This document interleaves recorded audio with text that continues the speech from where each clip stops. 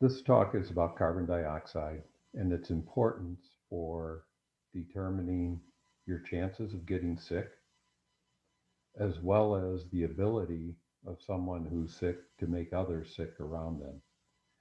And so, because of its importance, it's the very first input in the COVID safe space calculator.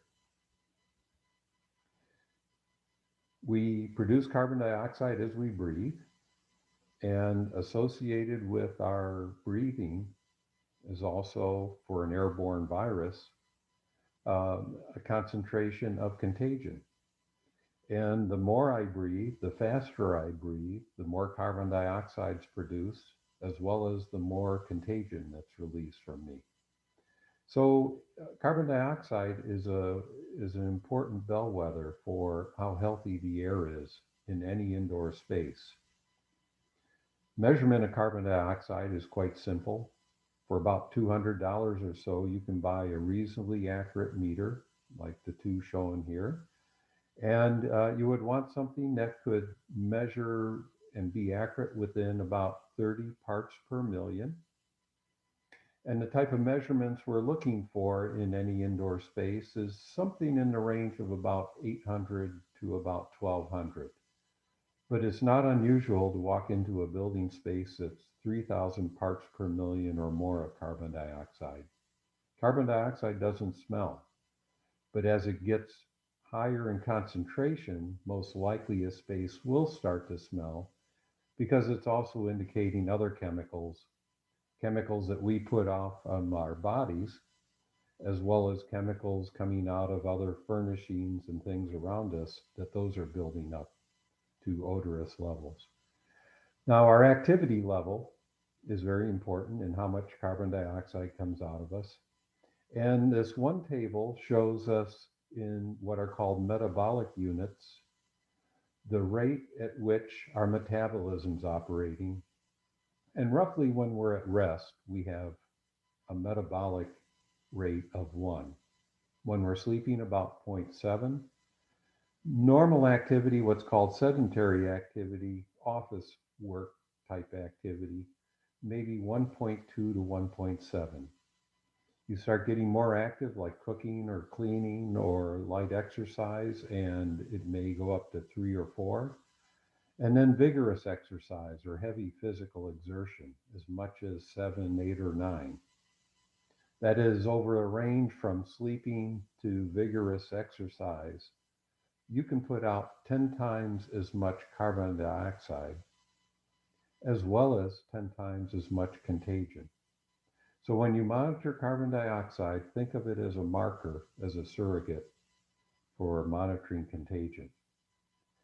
It also tells us how much fresh air is coming in. So at, say, normal office level activity, a metabolic rate of 1.2 to 1.7, if I measure about 800 parts per million, that tells me I have about 40 cubic feet per minute of fresh air moving into that room per person.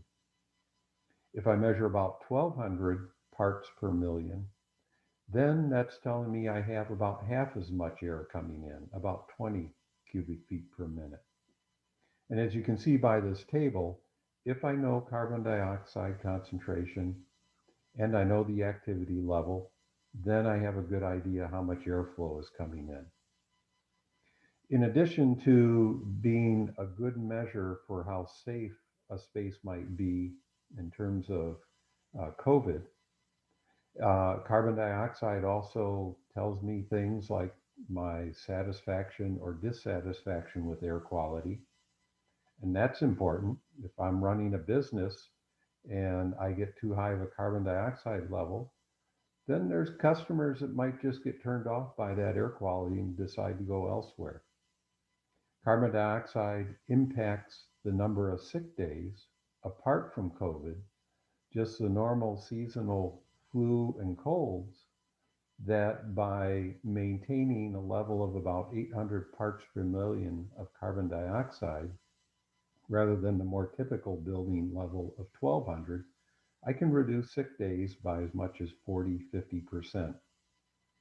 And then carbon dioxide, in and of itself, as well as the associated chemicals from a person's metabolism, that these have been shown to impact our cognition, that they impact our productivity, our ability to focus, our ability to organize information, our creativity, our decision making skills, several areas of thinking that are critical to us making to being productive and making good decisions. So, in any space, there's going to be different characteristics. And as you look through the Is My Space Safe series of videos, you'll see different situations, such as a house of worship. And as we see in this plot, that this particular church on Sundays, the carbon dioxide goes skyrocketing. And what that means as far as the COVID safe space calculator, within a matter of 1 to 2 hours, if it's a congregation of about 100 people, you have maybe a 4 to 8% chance of catching the disease if there's an infectious person there, which isn't that high of a probability of catching it. But more importantly, within that 1 to 2 hour time span for something like COVID, that the infectious person is likely to spread that disease to 4 to 8 other people. That is, they've multiplied it. And multiplying the disease is what creates this runaway situation. Just here's a few snapshots of carbon dioxide that I've collected, as well as a number of my friends who are now monitoring carbon dioxide.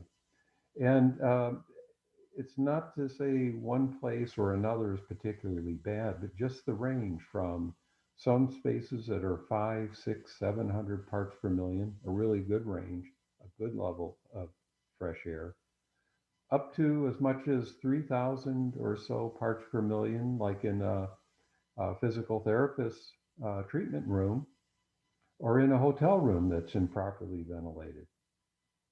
The one figure showing a car when it's in recirculation mode, the carbon dioxide with 3 people went up to 1,700.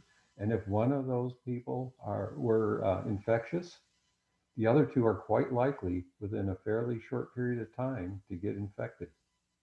On the other hand, leaving the car in fresh air mode rather than recirculation drop the carbon dioxide down to 5 to 600, drastically lowering the probability that you're going to get sick if there's an infectious person in the car. So it can range quite a bit. Now, there's no reason for guesswork. And walking into any building without knowing the carbon dioxide is like playing Russian roulette. You're not going to smell good air. Healthy air is below our olfactory senses.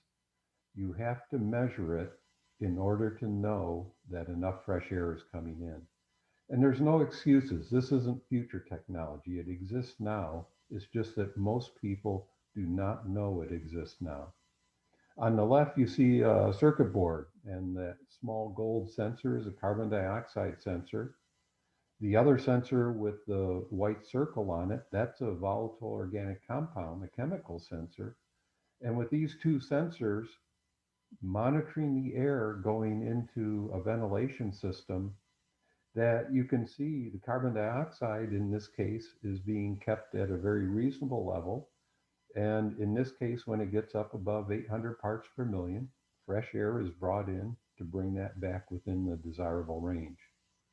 On the right, you see a wall mounted sensor, but that sensor could lay anywhere up on top of a shelf, out of view.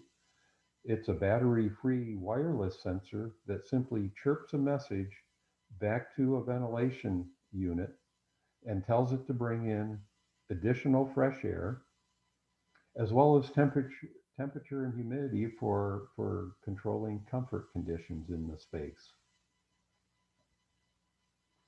So the perfect office, you don't have to guess what that would look like either. We built one. At the University of Illinois, we took an undergraduate advising office that we needed to renovate. And we said, let's build what should be the best office on campus. One in which the person in that office can control their comfort, one in which they can control the volatile organic compounds, which again, at levels that you can't smell, but still in some manner can perceive, are important to control. And with modern sensors, we can sense and control it. And then carbon dioxide. And so this very simple office, one of 100 in the Mechanical Engineering Building at the University of Illinois, it was outfitted with everything the person in the office could want. And in fact, others along the hallway were quite jealous of this office because it is the only comfortable office, is the only office with good air quality. And it's from a large survey shown in the bottom of over 30,000 people scattered over 200 buildings. It's quite clear we're very poor at designing building spaces that people like. More than 80% of buildings have higher than 20% dissatisfaction with comfort and with air quality. And to me, that's unacceptable, but it's also unhealthy. It's making people sick. Now, we don't want to ignore energy. We want to keep energy in mind, but the nice thing is you can have your cake and eat it too. That managing a good, fresh air, healthy environment does not mean excessive energy use. And when you look at the value you gain in fewer sick days, in improved human productivity, the cost on the ventilation and utility side is pennies, 1 to 2 pennies per hour per person, compared to a human value savings and improvement of $1 to $2 per hour per person.